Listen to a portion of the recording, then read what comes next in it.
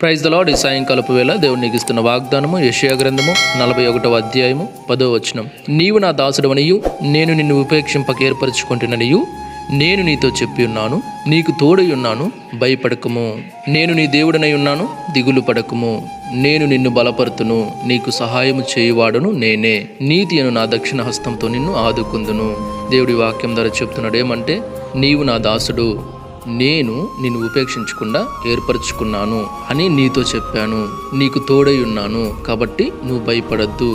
నేను నీ దేవుడనై ఉన్నాను కాబట్టి దేనికి కూడా ఎవరికి కూడా ఏ విషయాన్ని బట్టి కూడా నువ్వు దిగులు పడద్దు. ఒకవేళ నువ్వు పాపంలో పడిపోతూ నేను లేవలేకపోతున్నాను, ఈ పాపం నుంచి బయటపడలేకపోతున్నాను, నా వల్ల కావట్లేదు, నా పరిస్థితి ఏంటి, నేనేం చేయాలి అని నువ్వు దిగులు పడాల్సిన అవసరం లేదు. ఎందుకంటే నేను నిన్ను బలపరుస్తాను, నేను నిన్ను లేవనెత్తాను, నేను ఆ పాపం నుంచి నిన్ను విడిపిస్తాను కాబట్టి ధైర్యంగా ఉండు అని చెప్తున్నాడు. అలాగే నీకు సహాయం చేయవాడను నేనే అని చెప్తున్నాడు. అంటే నీకు సహాయం చేసేది నేను మాత్రమే. ఎందుకంటే ఆ పాప శాప దోషాల నుంచి నిన్ను విడిపించగలవాడు ఎవడు లేడు. కాబట్టి నేనే నీకు సాయం చేస్తాను, నువ్వు ధైర్యంగా ఉండు. నీతి అను నా దక్షిణ హస్తంతో నిన్ను ఆదుకుంటాను కాబట్టి నువ్వు ధైర్యంగా ఉండొచ్చని ఈ వాక్యం ద్వారా దేవుడు నీతో నాతో చెప్తున్నాడు అనమాట.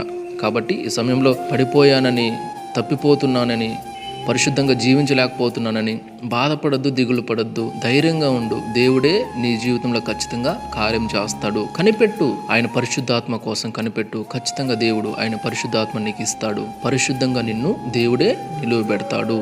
Praise the lord.